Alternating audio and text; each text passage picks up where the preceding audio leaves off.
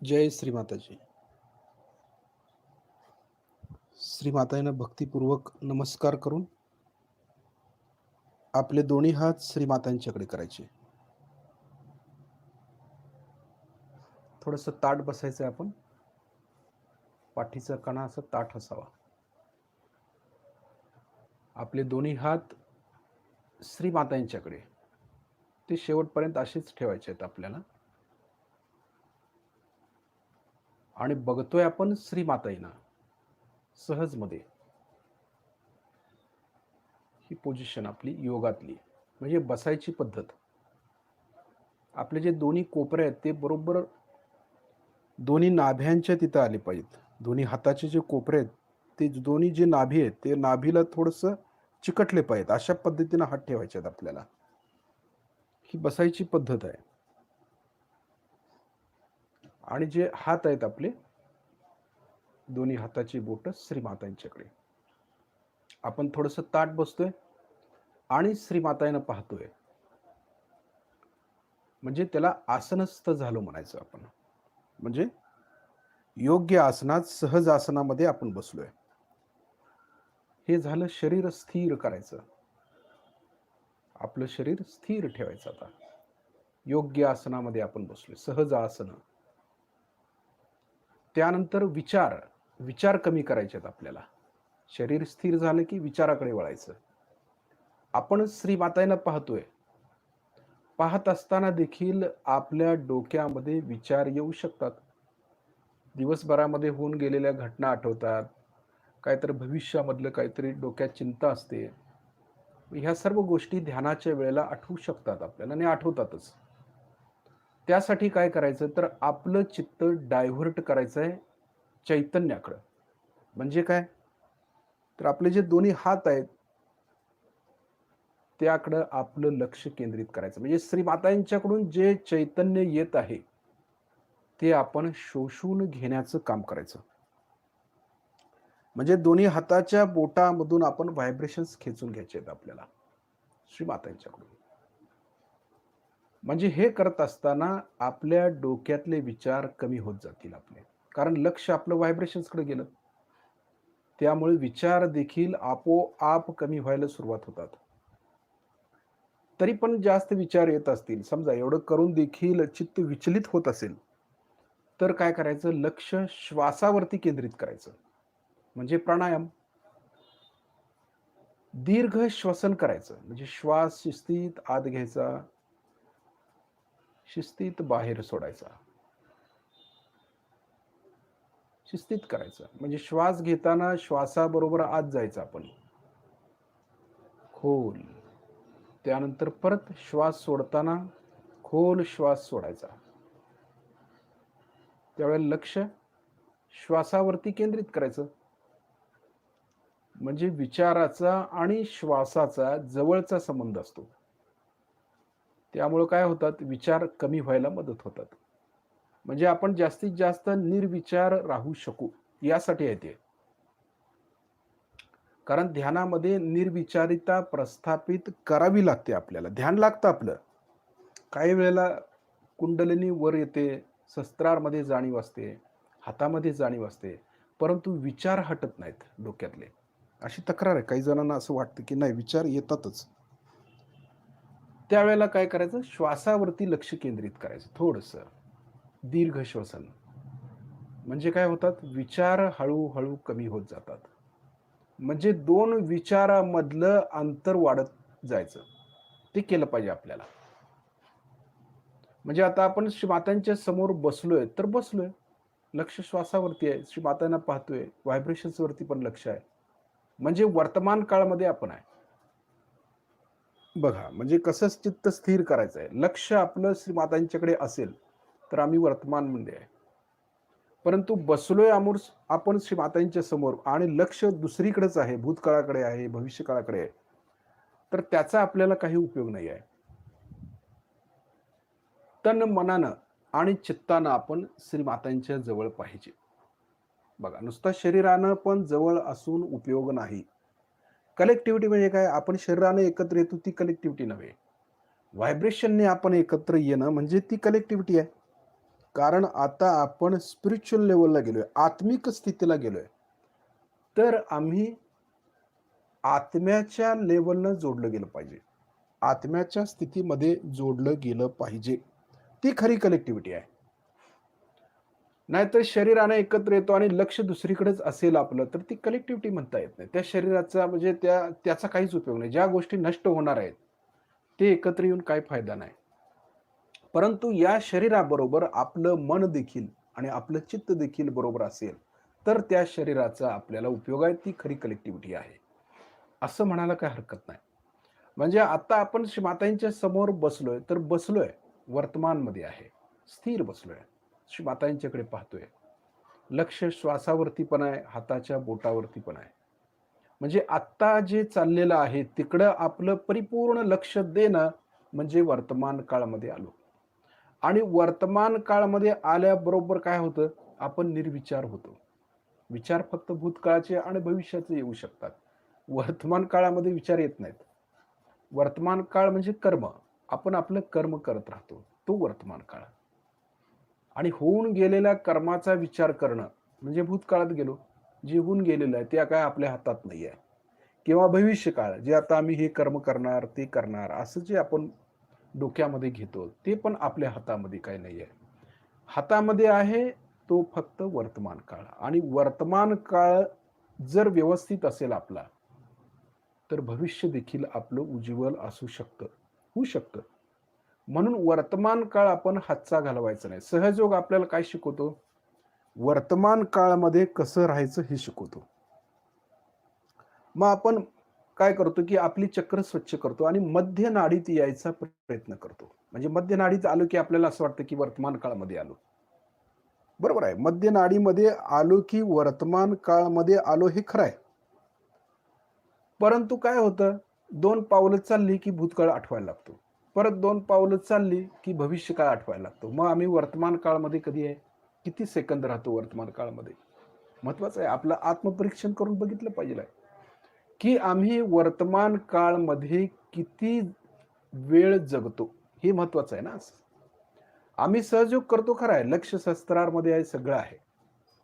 परंतु आम्ही जे करत आहोत, जसं आता ऑफिसमध्ये गेलोय आपण, तर ऑफिसमध्ये गेलोय तर ऑफिसचा विचार करायचा.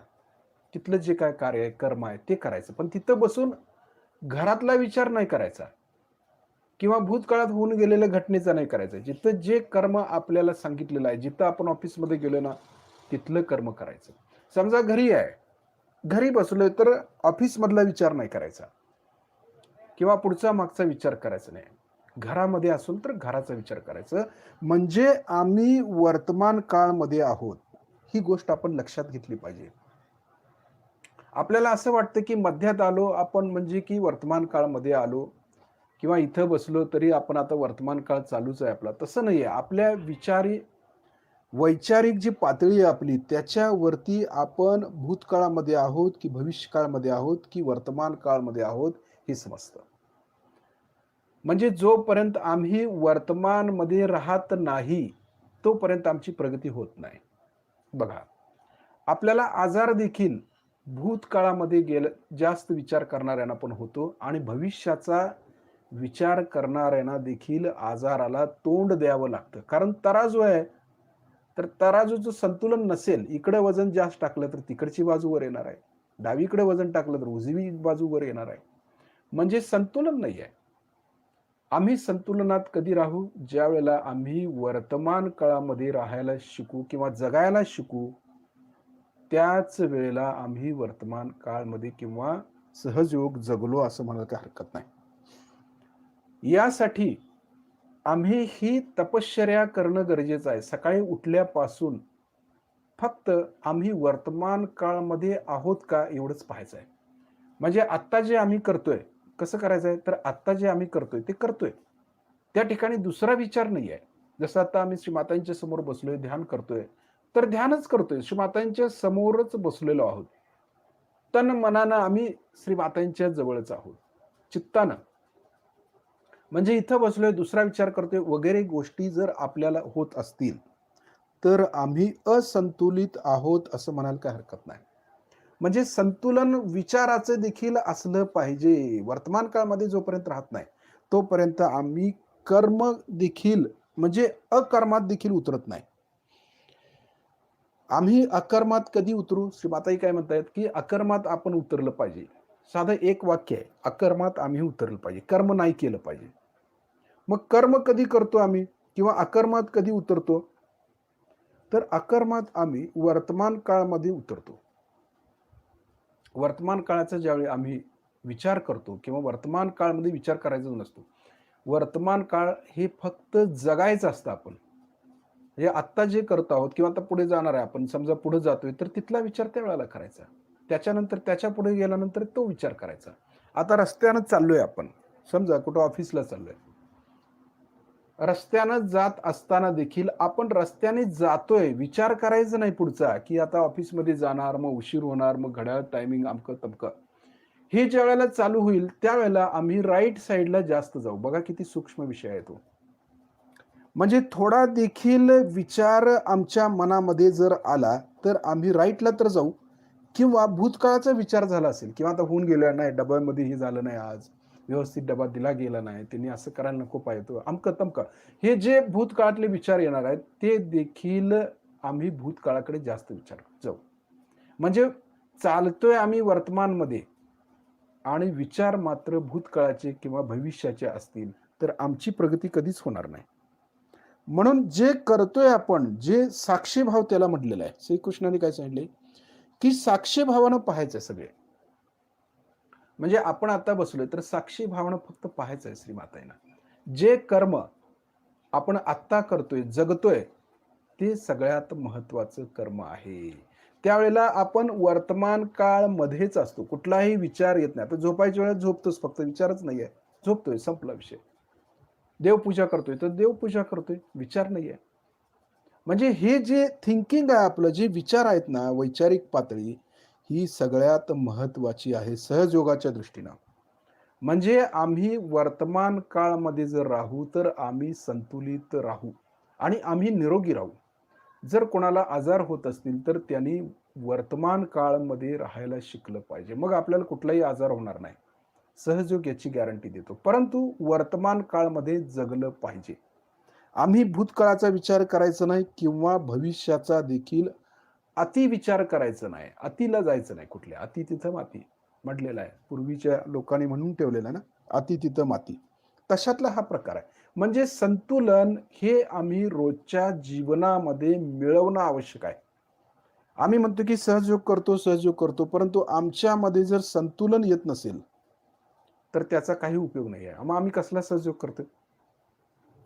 आम्ही संतुलित पाहिजे. आमचे विचार वर्तमान काळातले असले पाहिजेत आणि वर्तमान काळामध्ये आम्हाला जगता आलंच पाहिजे, तर आम्ही सहजयोगी.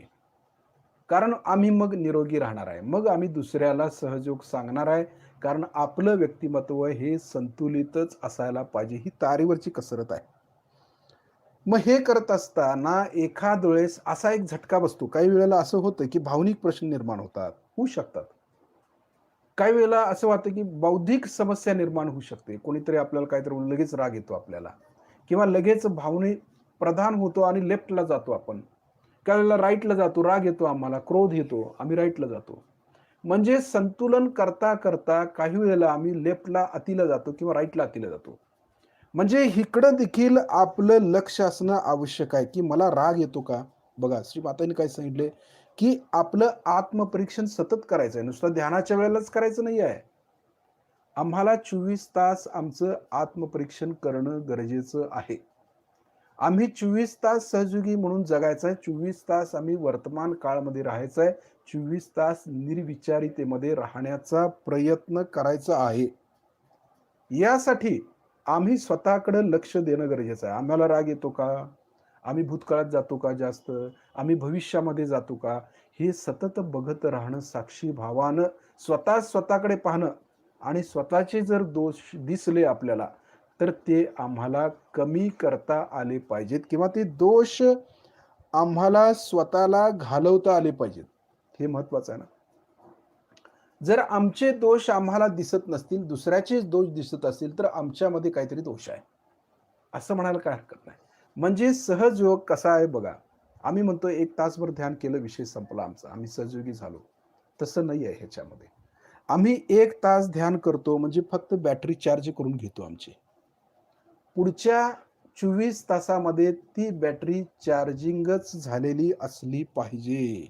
नाहीतर आमचं काय होतं, डिस्चार्ज होतो आम्ही लगेच. कसं होतं? भूतकाळाचा विचार करतो किंवा भावनिक समस्येमध्ये जर आम्ही अडकलो किंवा हृदयाच्या बाजूने जर जास्त विचार केलो, तर आमची तिकडची शक्ती जास्त खर्च केलो. समजा आम्ही भविष्याचा अतिविचार करतोय, बौद्धिक पातळीवरती जास्त काम करतोय, तर राइट साइडला गेलो, तर तिकडची एनर्जी खर्च झाली. म्हणजे केलेली जी बॅटरी चार्ज आहे, ती संपूर्ण बॅटरी चार्ज निघून जातं. आणि परिणामस्वरूप काय होतं, आम्ही संध्याकाळच्या ध्यानापर्यंत येऊ तोपर्यंत पूर्णपणे अगदी ढेपाळून गेलेलो असतो, की कधी एकदा ध्यानाला बसतो, मीठ पाण्यात बसतो, असं आम्हाला झालेलं असतं. म्हणजे आमची शक्ती आम्ही स्वतः जपून ठेवत नाही. म्हणजे आमचं आमच्याकडे जास्त लक्ष नसतं. बघा, आत्मपरीक्षण करून जर बघितलं, तर ही जी काही एनर्जी आपल्याला मिळते पहाटेच्या वेळेला, ध्यानाच्या वेळेला, ही एनर्जी आम्ही स्वतः टिकवून ठेवणं गरजेचं आहे. म्हणजे काय करायचं, सकाळी पहाटे जर ध्यान केलं, कुंडलिनी सहस्त्रारच्या वर आली, तर ती दिवसभर सहस्त्रारच्या वरती कशी राहील, इकडं आमचं लक्ष असणं आवश्यक आहे. हे करत असताना आम्हाला अनेक समस्यांना तोंड द्यावं लागतं. नाही असं नाही, प्रापंचिक माणूस असेल, तर त्याला अनेक गोष्टीला तोंड द्यावं लागतं आणि हे देत-देत लक्ष शस्त्राच्या वरती ठेवायचं आहे. म्हणजे आम्ही वर्तमान काळमध्ये राहायचं आहे, हे आपण पक्क लक्षात घेतलं पाहिजे. जर तसं न करता आम्ही भावनेत जास्त अडकलो, प्रपंचामध्ये अडकलो, बौद्धिक गोष्टीत अडकलो, तर आम्ही सर्व केलेलं वाया जाणार आहे.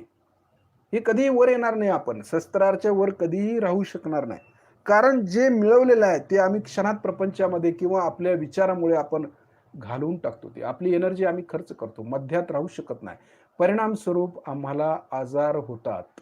लेफ्टचा विचार केला, डाव्या बाजूचे विकार होऊ शकतात. राईटचा विचार केला, तर राईट साइडचे जे काही आजार आहेत, ते आम्हाला होऊ शकतात. म्हणजे आम्ही आमचं संतुलन घालवून बसतो आणि आम्ही म्हणतो, की मी ध्यान करतो आणि मग मला त्रास का झाला?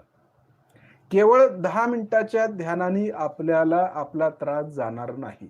जरी आम्ही 1 तास जरी बसलो, तर फक्त ही शिकवण आहे आपली, की ध्यान कसं करायचं आणि हे ध्यान आम्ही 24 तास टिकवून ठेवायचा प्रयत्न करायचा असतो. त्याला सहयोगी म्हणायचं.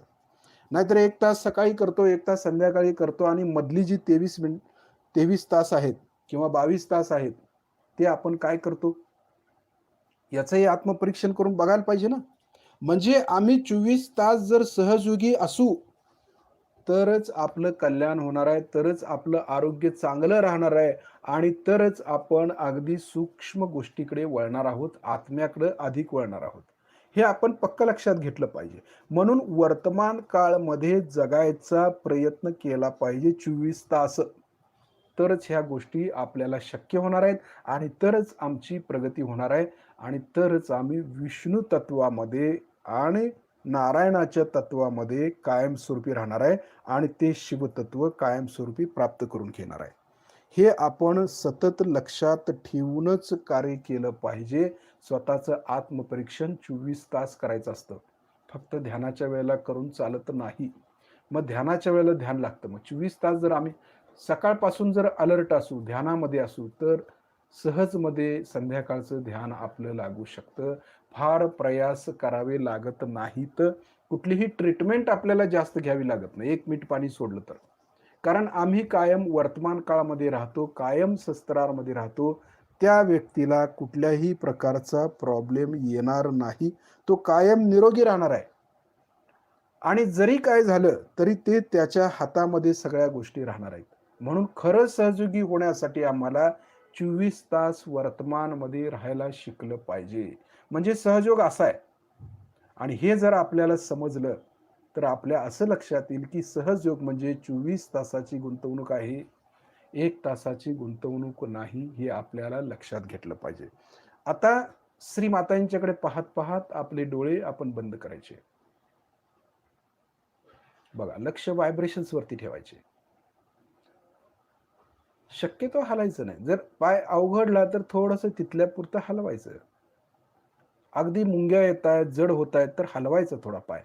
तसंच बसायचं नाही. काही जणांना असं वाटतं, की नाही बसायला सांगितले ना आपण बसायचं. चांगली गोष्ट आहे. परंतु थोडासा पाय हलवायचा म्हणजे लक्ष तिकडे जाणार नाही. आपलं लक्ष सहस्त्रारमध्ये असणं आवश्यक असतं.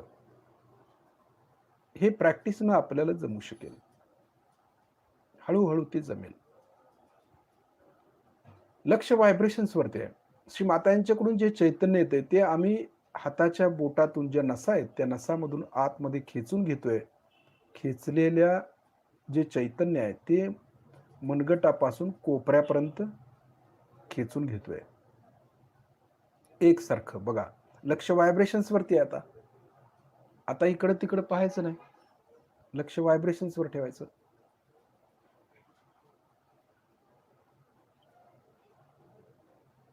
संतुलन. जर संतुलित व्यक्तिमत्व आपलं असेल, संतुलनामध्ये आम्ही असू, तर दोन्ही हाताच्या बोटामधून समान चैतन्य लहरी यायला सुरुवात होतात. बघा. जर आपलं शारीरिक आणि मानसिक संतुलन असेल, भावनिक संतुलन असेल, तर आत्मिक संतुलन आपल्याला प्राप्त होतं. कारण 3 पातळीवरती आपण फिरत असतो. शारीरिक, मानसिक आणि भावनिक.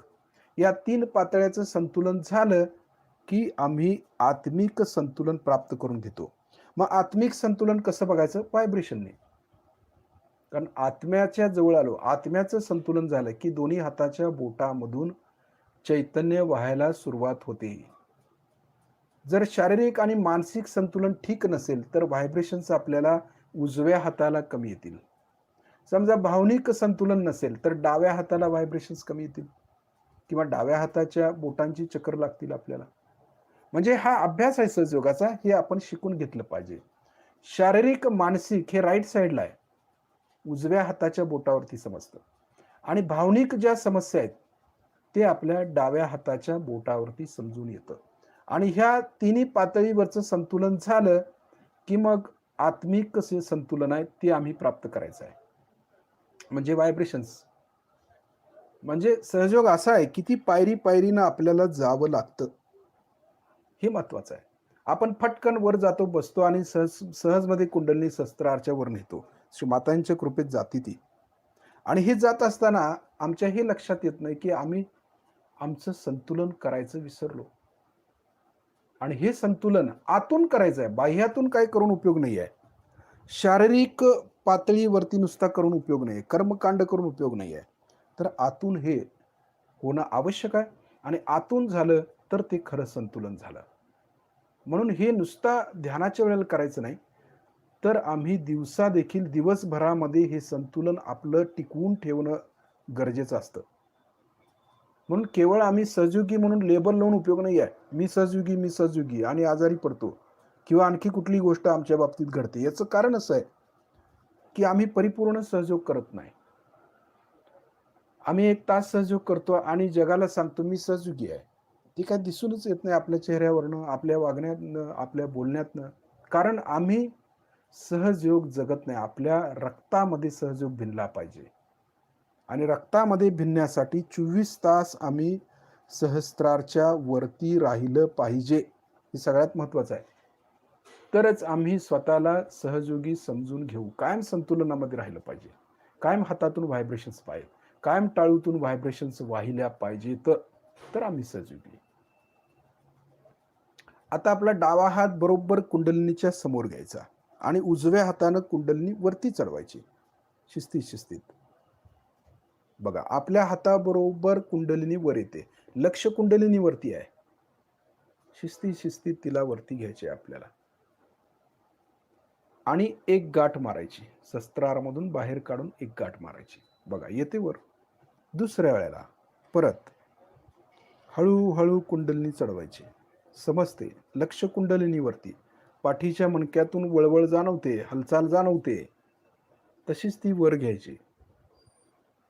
वरती घ्यायची. सहस्त्रारमधून तिला बाहेर काढायची. 2 गाठी मारायच्या. बघा.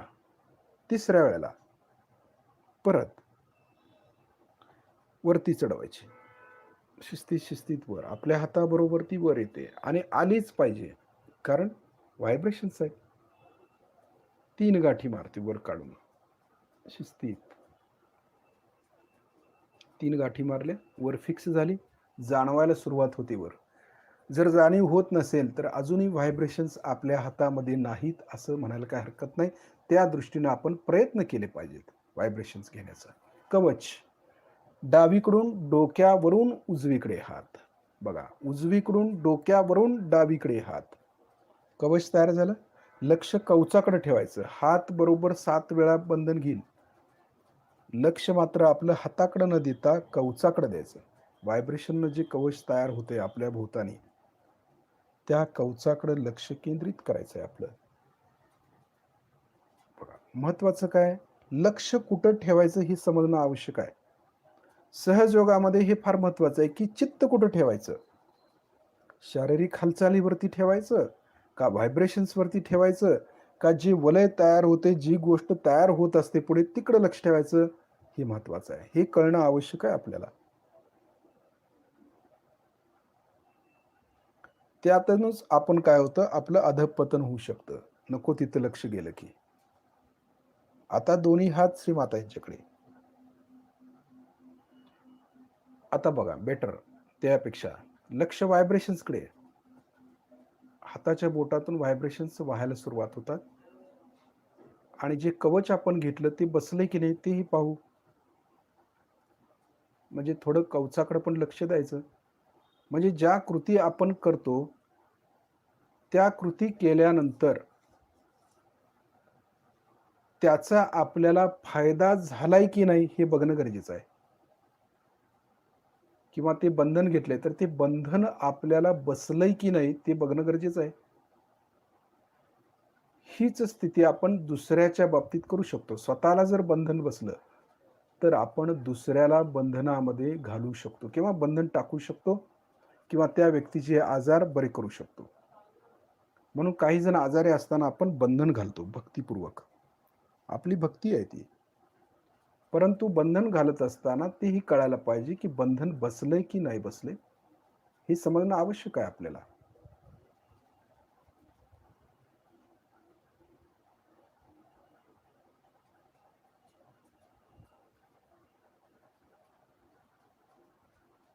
आता आपला उजवा हात मध्य नाभीवरती ठेवायचा. मध्य नाभीवरती. उजव्या हाताचा तळवा बरोबर मध्य नाभीवरती यावा. अशा पद्धतीनं हात ठेवायचा.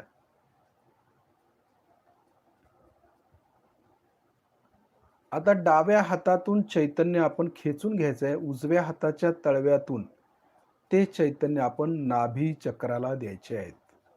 बघा, ही क्रिया करायची आहे. नुसतं हात ठेवायचं नाही.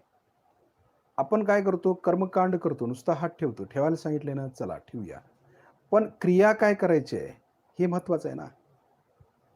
क्रिया काय करायची आहे? स्पिरिच्युअल लेव्हलची क्रिया. म्हणजे काय? चैतन्य खेचून घेतोय डाव्या हातातून आणि उजव्या हाताच्या तळव्यातून ते चैतन्य नाभी चक्राला देतोय. अशी तीव्र इच्छा करायची.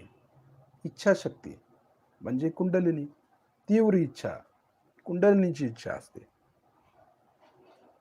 पूर्णपणे व्हायब्रेशन्स आपण सोडायचे आहेत नाभी चक्रामध्ये. आणि जातायत की नाही ते देखील पाहू शकतो आपण. श्री माताजी, आपण साक्षात श्री लक्ष्मी नारायण आहात. श्री माताजी, कृपा करून आमच्यातील लक्ष्मी नारायणचे तत्व जागृत करा. श्री माताजी, श्री लक्ष्मी नारायण स्वरूपात कृपा करून आमच्या नाभी चक्रामध्ये विराजमान व्हा. कारण हे चक्र ठीक असणं अत्यंत आवश्यक आहे आता इथनं पुढे. कारण नाभी चक्राला महत्व आहे. नाभी चक्र स्वच्छ ठेवायचं, कायम स्वच्छ ठेवायचं. बघा, हे फार महत्वाचं आहे. कारण हवा पण दूषित झालेली असते, पाणी दूषित झालेलं असतं, अन्न देखील दूषित बाधित होऊ शकतं. त्यामुळे आपली नाभी चक्र खराब होण्याची शक्यता असते. म्हणून जे काय आपण खाऊ किंवा जे काय पिऊ ते व्हायब्रेटेड करूनच खा प्या. इथून पुढे कायम लक्षात ठेवायचं आपण. आपल्या हातामध्ये चैतन्य आहे. श्रीमातांनी आपल्या हातामध्ये चैतन्य दिलेलं आहे. त्याचा उपयोग आपण योग्य पद्धतीनंच केला पाहिजे. आणि त्याचा उपयोग खऱ्या अर्थानं आता इथून पुढेच होणार आहे. म्हणून आपल्या हातातील व्हायब्रेशन्स वाढल्या पाहिजेत, आपल्या शरीरातील व्हायब्रेशन्स वाढल्या पाहिजेत आणि प्रत्येक चक्र आपलं स्वच्छ असणं आवश्यक आहे. अस्वच्छता अजिबात चालणार नाही सहयोगामध्ये. स्वच्छच पाहिजे, शुद्ध पाहिजे. आम्ही सहयोगी आहोत, तर अशुद्ध काय? शुद्ध पाहिजे ना. कळतं ना आपलं हे चक्र खराब झालंय, मग स्वच्छ करायचं. त्यात काय एवढं वाईट वाटून घ्यायचं नाही, की माझं हे चक्रच पकडतं, मला हाच त्रास होतो. मग त्रास होतोय तर ते चक्र ठीक करूया आपण. माताईने अनेक उपाय आपल्याला सांगितले, त्यातून आपण हे चक्र ठीक करू शकतो. आणि तिथली देवता जागृत पाहिजे. सगळ्यात महत्त्वाचं नाभी चक्र आपण कायम स्वच्छ ठेवायचं. हे फार महत्त्वाचं आहे, कारण सगळ्यात जास्त नाभीतूनच अटॅक होत असतो. जी निगेटिव्हिटी येते ना, जे खातो पितो त्यातूनच काही वेळेला निगेटिव्हिटी येऊ शकते. म्हणून खाणं-पिणं आपलं योग्य पद्धतीचं असावं, संतुलित असावं आणि चैतन्यमय असावं. काही खायचं, कसंही खायचं असं करायचं नाही. आपली प्रकृती बघून आपलं खाणं असलं पाहिजे. संतुलन तिथं देखील आहे. नुसताच हातावरचं संतुलन केलं म्हणजे संतुलित झालो असा गैरसमज आपण करून घ्यायचा नाही. खाण्यापिण्यापासून संतुलन असतं. तशी मातांनी सांगितले, "काही खा, काही प्या." आई आहेत त्या. सांगणार मुलाला व्यवस्थित हे करण्यासाठी. पण आपण व्यवस्थित असणं आवश्यक आहे. आपली प्रकृती बघून आपलं खाणं-पिणं ठेवावं. म्हणजे संतुलित खायचं. कसंही आधाशासारखं नाही खायचं. आपण सहजयोगी आहे. संतुलन प्रत्येक गोष्टीत आपलं दिसून आलं पाहिजे. आपल्या खाण्यापिण्यात दिसून आलं पाहिजे, आपल्या बोलण्यात दिसून आलं पाहिजे, आपल्या वागण्यात दिसून आलं पाहिजे. मग संतुलित व्यक्ती झाली. बघा, म्हणजे सहयोग कसा आहे, नुसता बॅलन्सिंग केलं, डावा हात पुढे, उजवा हात पालथा जमिनीवर ठेवा, उजवा हात पुढे, डावा हात आकाश तत्वाकडे ठेवा, झालं संतुलन. त्याला संतुलन म्हणत नाहीत. हे खरं संतुलन नव्हे. करतो आम्ही, प्रयत्न करतो करायचा. परंतु 24 तास संतुलित होणं आवश्यक आहे. खाण्यापिण्यापासून यम-नियम, आसन, प्राणायाम, प्रत्याहार, ध्यान, धारणा, समाधी, अष्टांग योग आहेत संतुलन होण्यासाठी. यासाठी नुसतं स्पिरिच्युअल लेव्हलनं आम्ही संतुलन करायचा प्रयत्न करतो आणि ढासळतो खाली. का? कारण शारीरिक संतुलन नाही, मानसिक संतुलन नाही. मग संतुलित कसं म्हणायचं आपल्याला? खाण्यापिण्यापासून सुरुवात करायची, संतुलन. डाव्या हातातून चैतन्य घेतोय, उजव्या हाताच्या तळव्यातून चैतन्य नाभी चक्राला देतोय.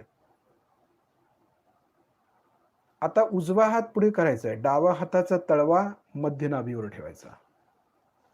आता उजव्या हाताच्या बोटातून चैतन्य घ्यायचं आहे, डाव्या हाताच्या तळव्यातून नाभी चक्राला व्हायब्रेशन्स द्यायचे आहेत. चैतन्य द्यायचंय, सोडायचं आहे तिथे. बघा, तो गारवा आपल्याला जाणवला पाहिजे एकसारखं. श्री माताजी, आपल्या परमकृपेत आमच्यातील दशलक्ष्म्या जागृत करा.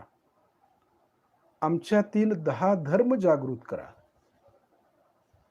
म्हणजे दया, क्षमा, शांती, अहिंसा, अपरिग्रह वगैरे जे काय आहे 10 व्हॅलन्सी, ते आम्हाला जागृत होणं गरजेचं असतं. आजाराची सुरुवात नाभीपासूनच होत असते. म्हणून नाभी चक्राला जपायचं आहे आपण इथून पुढे. कुठल्याही प्रकारचा त्रास होऊ द्यायचा नाही नाभी. नाभी ठीक झाली की 90% आजार तुम्हाला होत नाहीत. म्हणून नाभी व्यवस्थित ठेवायची.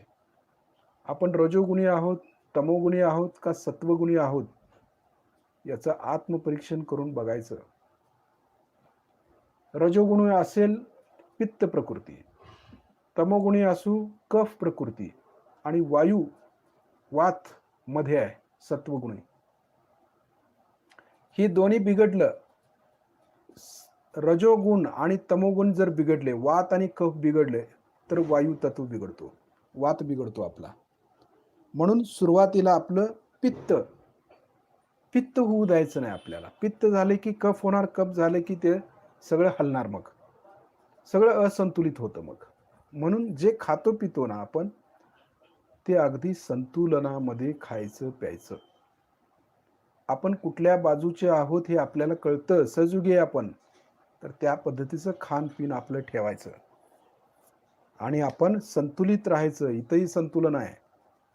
नुसता संतुलन ह्याचं करून उपयोग नाही. अशा पद्धतीचं संतुलन पाहिजे. मग खरे संतुलित सहयोगी आम्ही. उजव्या हातातून चैतन्य घेतोय, डाव्या हाताच्या तळव्यातून नाभी चक्राला देतोय.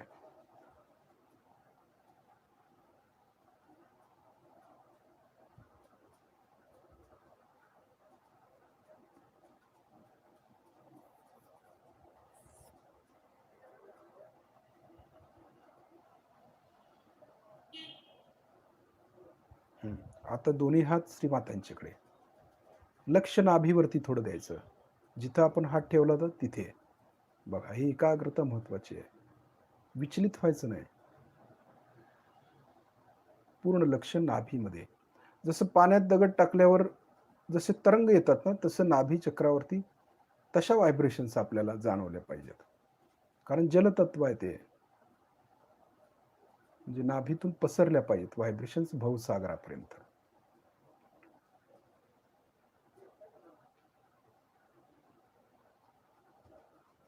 म्हणजे ही चैतन्याची हालचाल जी आहे ना, ती कळली पाहिजे आपल्याला. चक्रांची हालचाल समजली पाहिजे ना, हे महत्वाचं. आता उजवा हात हृदयावरती ठेवूया. तर म्हणूया, श्री माताजी, आपल्या परमकृपेत मी शुद्ध आत्मा आहे, पवित्र आत्मा आहे, निर्मळ आत्मा आहे. काय करायचं, आपल्या संपूर्ण शरीरातली ताकद आणून हृदयामध्ये ठेवायची. जे चैतन्य आहे हाता पायात, डोक्यात, पाठीत, पोटात, हे सगळं चैतन्य आपण हृदयामध्ये आणायचं. ती एक प्रतिकृती तयार करायची. तिथं सूक्ष्म देह तयार करायचा आपला. तो मी आहे, तो मी आत्मा आहे. श्री माताजी, आपल्या परमकृपेत तो मी शुद्ध आत्मा आहे, पवित्र आत्मा आहे. आणि या आत्म्यानं आम्ही काय करतोय, हा देह बघतोय, स्थूल देह बघतोय, हा शरीराचा देह पाहतोय की जो नष्ट होणार आहे. हे सगळं नष्ट होणार आहे ते आम्ही पाहतोय. म्हणजे आत्मा महत्वाचा आहे. श्री माताजी, आपल्या परमकृपेत मी शुद्ध आत्माच आहे, पवित्र आहे, तो निर्मळ आहे, स्वच्छ आहे. संपूर्ण ताकद हृदयामध्ये आणतोय आपण. स्वतः होतो, हृदयामध्ये बसतो. आत्मा आहे म्हटल्यावर बसतो. चैतन्याचा आत्मा, चैतन्याचा पुतळा. त्यानंतर आपल्या उजव्या हाताचा तळवा आपल्या डोक्याच्या टाळूवर दाबून धरायचा. मान थोडी खाली झुकवूया. हात दाबून शिस्तीत फिरवायचा. ज्या ठिकाणी हात फिरवतोय ना, त्या ठिकाणी लक्ष केंद्रित करायचं आणि म्हणायचं आहे, श्री माताजी, आपण साक्षात श्री सहस्त्रार स्वामिनी आहात. कृपा करून आमच्या सहस्त्रदल कमलामध्ये विराजमान व्हा. देवीला आवाहन करतोय. श्री माताजी, आपण साक्षात श्री आदिशक्ती आहात. कृपा करून आमच्या सहस्त्रार चक्रामध्ये विराजित व्हा. त्यानंतर तो हात किंचित वरती उचलायचा आहे. बघा, थोडासा वर खाली मागे पुढे गोल फिरवून बघायचं आहे. टाळूतून चैतन्य लहरी वरती वरती वरती येत आहेत की नाही. हात खाली घेऊया, चित्तानं बघूया. आपली कुंडलिनी सहस्त्रारचं भेदन करून वर आली का पाहायची. साक्षी भावानं फक्त पाहायचं तर आहे. काही करायचं आहे दुसरं काही सुद्धा नाही. श्री मातांनी सगळं सोपं करून ठेवलंय. किती सोपं आहे की कुंडलिनी सहज मध्ये वर येते. फक्त भक्ती पाहिजे, भक्तीनं ती वर येते. भक्ती गम्य आहे ना देवीचं नाव. देवी प्रसन्न झाली की सगळं वरदान देते ती. पण प्रसन्न करता आलं पाहिजे, त्या पात्रतेचं आम्ही झालं पाहिजे ना.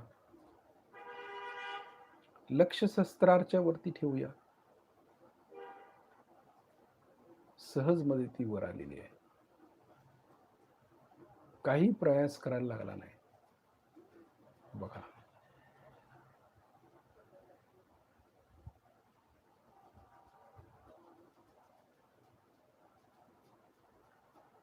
हळूहळू आपली कुंडलिनी वरच्या दिशेने घेऊन जायचे आपल्याला, आकाश तत्वाच्या दिशेने.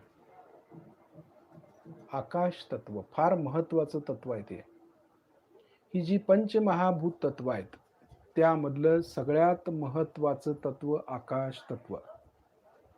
या आकाश तत्वावरती सर्व ही पंचमहाभूत म्हणतो ना, बाकीची 4 महाभूत ही सर्व आधारित आहेत त्या आकाश तत्वावरती. आकाश तत्व नसेल तर ह्या 4 तत्वांचा देखील काही उपयोग नाही. म्हणून आकाश हे फार महत्वाचं तत्व आहे आणि या आकाश तत्वामुळेच आपण त्या स्थितीला राहू शकतो. ती स्थिती प्राप्त करून घेऊ शकतो.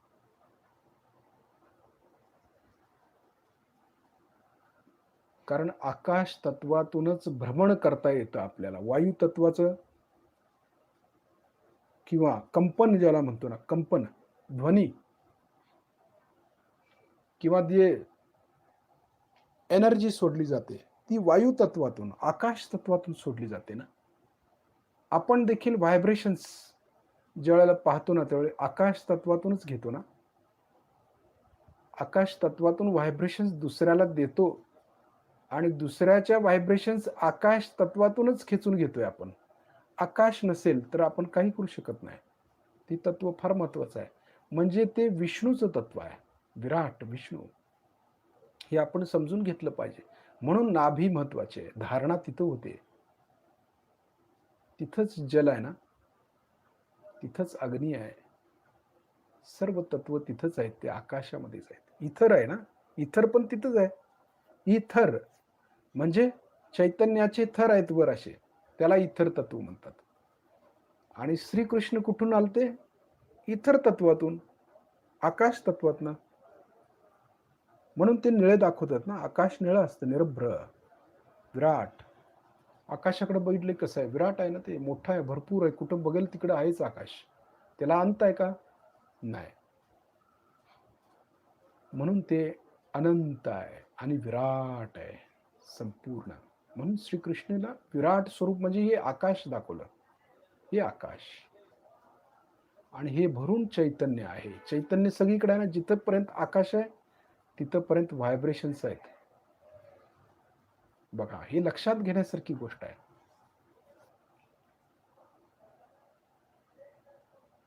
लक्ष वरती वरती वरती न्यायचंय आकाश तत्वाकडे, अगदी उच्च स्थितीला.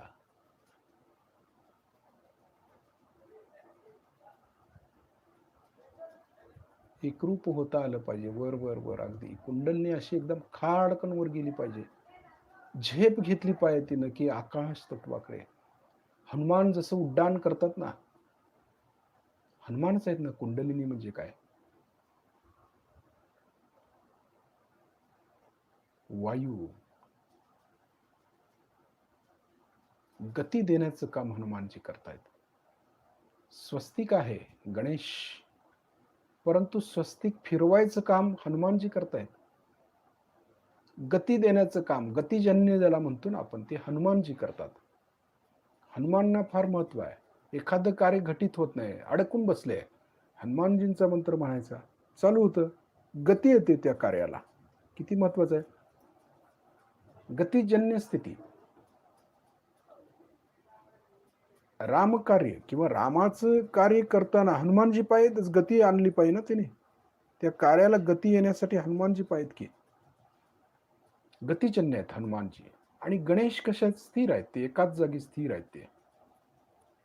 आणि त्यांचं चैतन्य घेऊन सगळीकडे पसरवायचं काम हनुमानजी करतायत. अंतःकरण, एका अंतःकरणातून दुसऱ्या अंतःकरणापर्यंत विचार पोहोचवायचं काम हनुमानजी करतायत. वायुतत्व बघा, पवनपुत्र म्हटले ना त्यांना, वायुपुत्र आहेत ना ते. मग कसं आहे, श्वास घेतो सोडतो म्हणजे कुठं जातं ते? अंतःकरण म्हणजे हृदयात जातं ना. सगळ्याला काहीतरी अर्थ आहे ना, हे समजून घेतलं पाहिजे आम्हाला.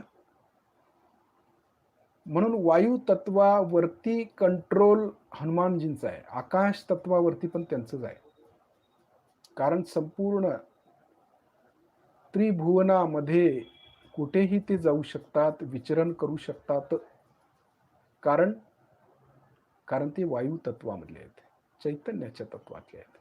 कुठेही जाऊ शकतात. अनिमा, गरिमा, महिमा सर्व सिद्ध्या त्यांना प्राप्त आहेत. ती सूक्ष्म होऊ शकतात, विराट होऊ शकतात, काही होऊ शकतात ते. ती स्थिती अणुरेणूपेक्षा पण सूक्ष्म होतात ते. ते तत्व त्यांच्यामध्ये आहे. म्हणजे हनुमानजी किती महत्वाचे आहेत. आपण हनुमानची नुसतं पूजा करतो, मूर्ती आणतो, त्याला नमस्कार करतो. परंतु त्यांचं जे तत्व श्री माताईने आपल्याला सांगितलेलं आहे, तिकडे कोणाचंच लक्ष नसतं.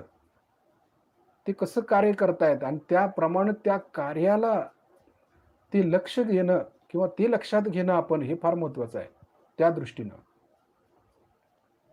म्हणून वायू तत्व आणि आकाश तत्व याला फार महत्वाचं असतं. म्हणून वायू तत्वातून आकाश तत्वाकडे जायचं असतं. झेप घ्यायची हनुमानजींच्या सारखी. उड्डाण म्हणजे पोचतो समुद्राच्या पलीकडे परमात्म्यापर्यंत. आत्माराम. हनुमान हे आदर्श आहेत आपले. एक सहयोगी श्री गणेश आणि हनुमानजींच्या सारखा असायला पाहिजे. श्री मातांचं कार्य करायला आतुर पाहिजे. कधी अलर्ट, सतर्क आहेत ते. रुद्रावतार हनुमानजी. शिवांचं अवतार आहे ना हनुमानजी. रुद्र तसं ते आहेत. म्हणून ते महत्वाचं आहे ना. नुसतं आपण स्तोत्र ऐकून उपयोग नाही. त्या स्तोत्राबरोबर ती ताकद आपल्या आतमध्ये आली पाहिजे की नाही. रामदास स्वामींनी 11 मारुतींची स्थापना केली. कशासाठी? त्यांना माहिती होतं की ताकद त्यांच्यामध्ये आहे. शक्तीची गरज आहे आम्हाला. आज आम्हाला शक्तीची गरज आहे. आम्ही जरा कुठला रोग आला की घाबरून जातो. हनुमानजी त्यांच्याकडे बघायचं. हनुमानजी आपल्यातले ठीक झाले की सगळं ठीक झालं. निर्भयता. त्या आत्म्याकडे लक्ष देणं गरजेचं असतं. ते हनुमानजी घेऊन जात आहेत. बुद्धी, शक्ती आणि भक्ती या दोन्हीचा संगम म्हणजे हनुमानजी. भक्ती पण आहे. आपली पण श्रीमातांच्यावरती भक्ती आहे. त्यामुळे शक्ती प्राप्त होते. पण शक्ती प्राप्त झाली की आपल्याला शिंग फुटतात. तसं होता उपयोगाचं नाही.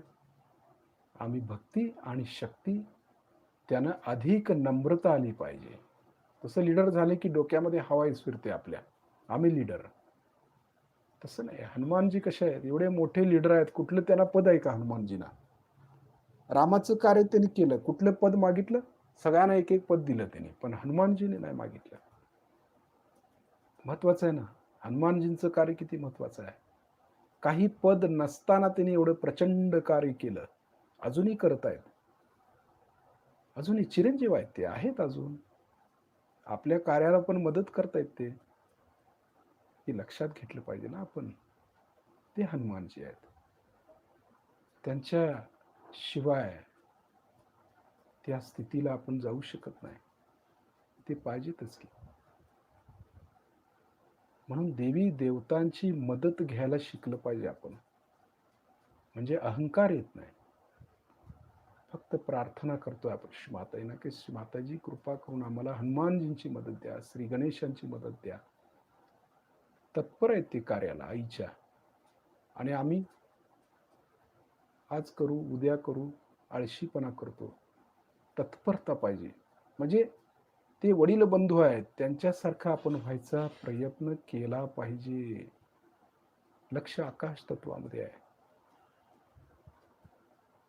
वरती जायचंय. त्याच्याही पेक्षा वर जायचा प्रयत्न करूया. उड्डाण करत जायचंय. हनुमानजी घेऊन जातील आपल्याला. जसं राम लक्ष्मणांना घेऊन गेले ना हनुमानजी उड्डाण करत, तसं आपला आत्मा देखील चित्त म्हणजे कुठे आहे? चित्तारूढ होणं आवश्यक आहे. म्हणजे काय? चित्त आपलं राईट नाभी अग्नितत्वापासून बनलेलं आहे ना. म्हणजे कुठं? हनुमानजींनी काय केलं की सूर्य गिळला आणि ठेवला कुठे? राईट नाभी. तेच चित्त, तेच तत्व म्हणजे हनुमानजी आहेत. तेच घेऊन जात आहेत आपल्याला. सगळ्याला गणित आहे ना काहीतरी. हनुमानजींना बाहेर शोधायची गरज नाही, आपल्या आतमध्येच आहेत. चित्तरूपी हनुमान आहेत. म्हणून चित्त असं वाया जाऊ द्यायचं नाही, फार महत्वाचं आहे.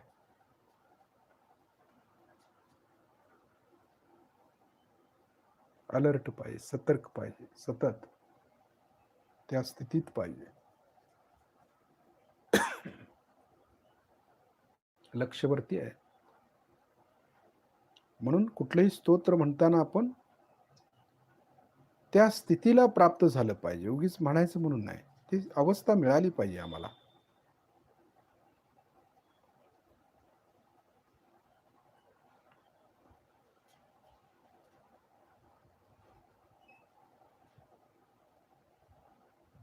लक्ष वरतीच ठेवूया.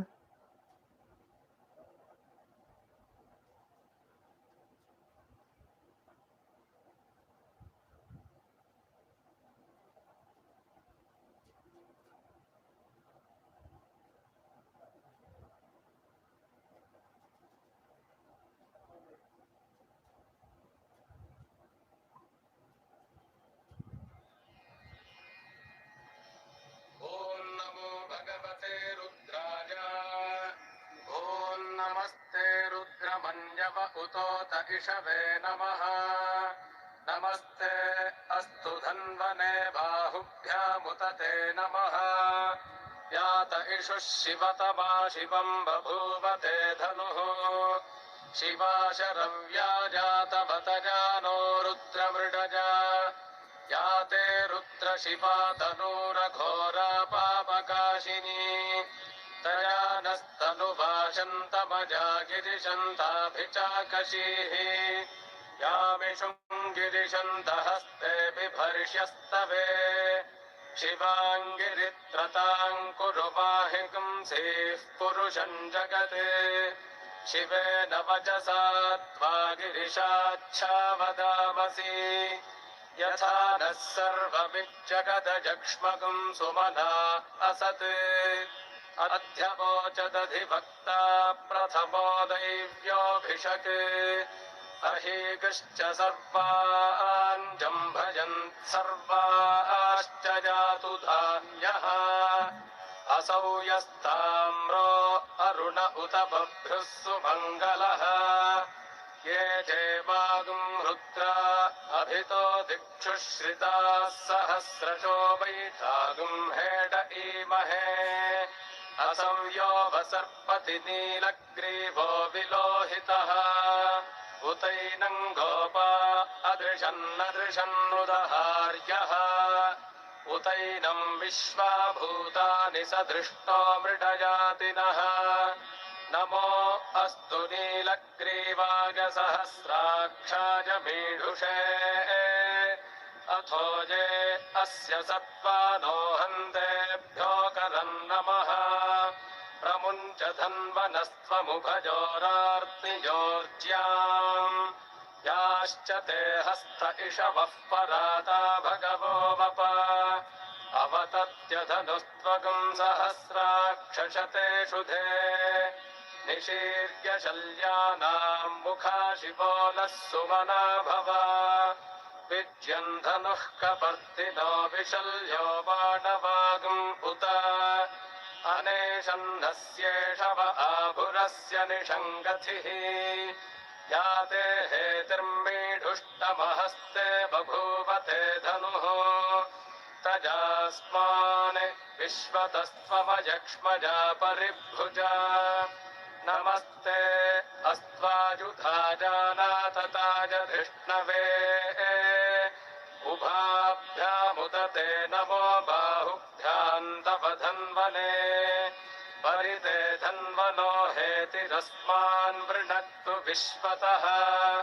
अथो य इषुधिस्तवारे अस्मन्निधेहितम्। शम्भवे नमः। नमस्ते अस्तु भगवन् विश्वेश्वराय महादेवाय त्र्यम्बकाय त्रिपुरान्तकाय त्रिकाग्निकालाय कालाग्निरुद्राय वृषभाय नीलकण्ठाय मृत्युञ्जयाय सर्वेश्वराय सदाशिवाय श्रीमन्महादेवाय नमः।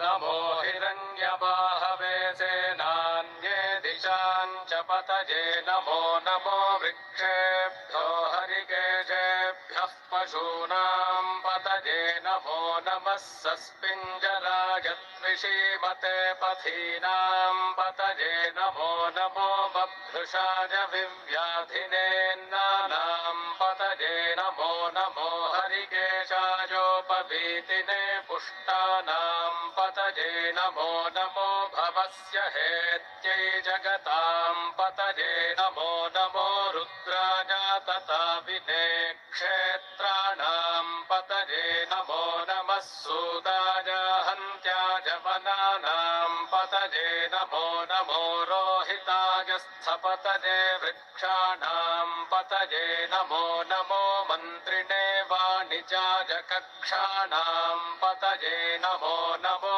भुवन्तये वारिवस्कृताय औषधीनां पतये नमो नम उच्चैर्घोषाय क्रन्दयते पत्तीनां पतये नमो नमः कृत्स्रवीताय धावते सत्त्वनां पतये नमः। नमः सहमानाय निव्याधिन आव्याधिनीनां पतये नमो नमः ककुभाय निषङ्गिणे स्तेनानां पतये नमो नमो निषङ्गिण इषुधिमते तस्कराणां पतये नमो नमो वञ्चते परिवञ्चते स्तायूनां पतये नमो नमो निचेरवे परिचरायारण्यानां पतये नमो नमः सृगाविभ्यो जिघागुंसद्भ्यो मुष्णतां पतये नमो नमोऽसि मद्भ्यो नक्तञ्जरद्भ्यः प्रकृन्तानां पतये नमो नम उष्णीषिणे गिरिचराय कुलुञ्चानां पतये नमो नम इषुमद्भ्यो धन्वाविभ्यश्च वो नमो नम आधन्वानेभ्यः प्रतिदधानेभ्यश्च वो नमो नम आयच्छद्भ्यो विसृजद्भ्यश्च वो नमो नमोऽस्यद्भ्यो विद्यद्भ्यश्च वो नमो नम आसीनेभ्यश्च जानेभ्यश्च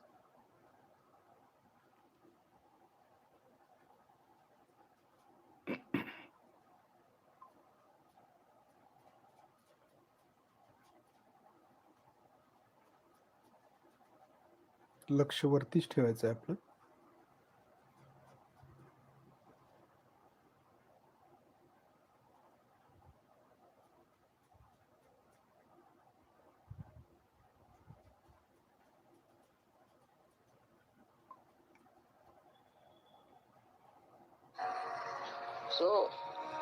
एक माँ की जो एक छोटी सी इच्छा है कि जो कुछ हमारा है सब आप प्राप्त करें। कुछ भी आपसे छिपा के नहीं रखा गया, कोई सा भी ज्ञान छिपा के नहीं रखा, धीरे धीरे सब बता दिया है और धीरे धीरे और बता दिया।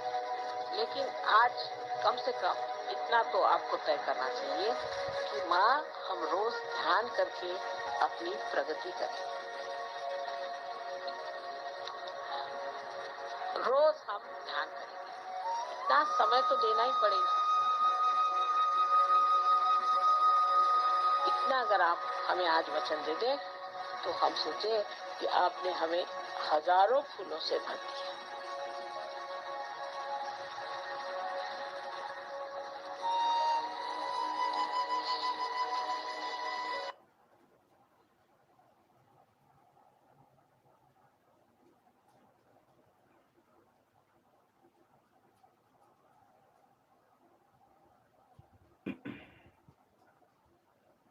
हे जे काही चैतन्य वरती आहे आकाश तत्वातलं, ते आपण सगळं चैतन्य आकाश तत्वामध्ये पसरवायचं आहे. तशी इच्छा करायची आहे आपण की हे चैतन्य सगळीकडे आकाश तत्वामध्ये पसरवून टाकायचं आहे.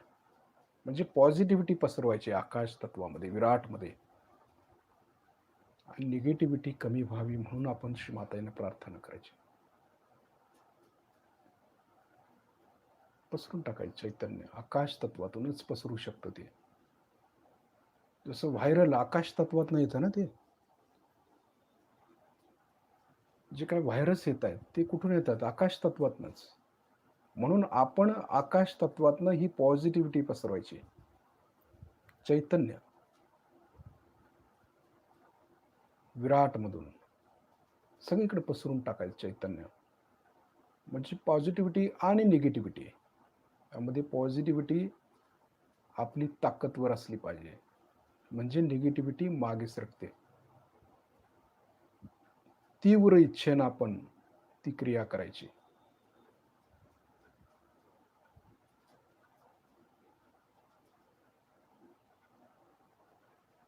एक अर्धा मिनिट करायचं आहे ते आपण.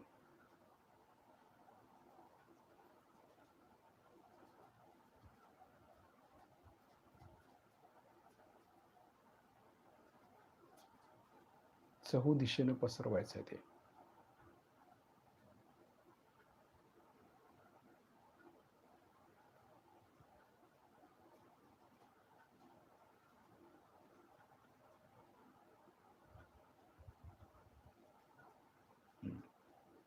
तर पुन्हा सहस्त्रारच्या वरती लक्ष ठेवूया. आकाशमध्ये स्थिर करायचं त्याला. चित्त आकाश तत्वात स्थिर करायचं. वरच आहे कुंडली, सहजमध्ये ती वर आलेली असते. आणि शिस्तीत आपले डोळे उघडायचे. बघा, शिस्तीत उघडायचे. लक्ष वरती आहे, बघतोय श्रीमाताईंना, आणि हाताच्या बोटांच्या वरती पण आहे. म्हणजे डोळे उघडे ठेवून देखील आपण वरती राहू शकतो.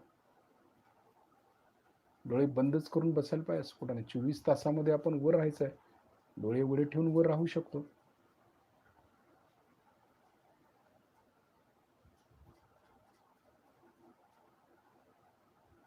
हातामध्ये पण आपल्याला व्हायब्रेशन्स भरपूर जाणवतील, कारण त्या तत्वाच्या व्हायब्रेशन्स आहेत. आकाश तत्वातल्या तिथं काय चाललंय हे लगे हाताच्या बोटावर समजेल. व्हायरस कुठं आहे, काय हाताच्या बोटावर समजेल. कुठून आला समजेल. हे समजणं गरजेचं आहे. आणि त्या प्रमाणात चित्त दिलं की ते संपून जाईल. कलेक्टिव्हली चित्त गेलं की सगळं संपतं.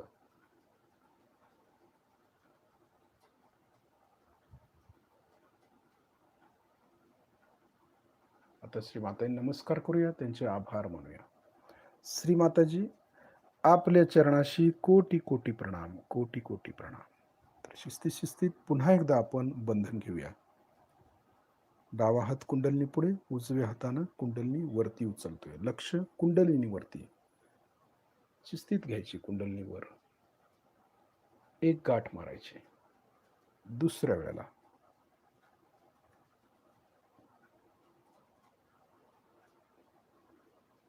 शिस्तीत वर उचलायची. 2 गाठी मारतोय. तिसऱ्या वेळेला बघा, लक्ष कुंडलिनी वरती आहे. हाताबरोबर ती वर येते हे कळणं आवश्यक आहे. आता 3 गाठी मारतोय. आता कवच डावीकडून डोक्यावरून हात गेला पाहिजे उजवीकडे, उजवीकडून डोक्यावरून हात आला पाहिजे डावीकडे. असं 7 वेळा करायचं. लक्ष कुंडलिनीवरती, ह्याच्यावरती कवचावरती. व्हायब्रेशनचं जे कवच तयार होते ना, त्या कवचावरती लक्ष द्यायचं आहे आपल्याला.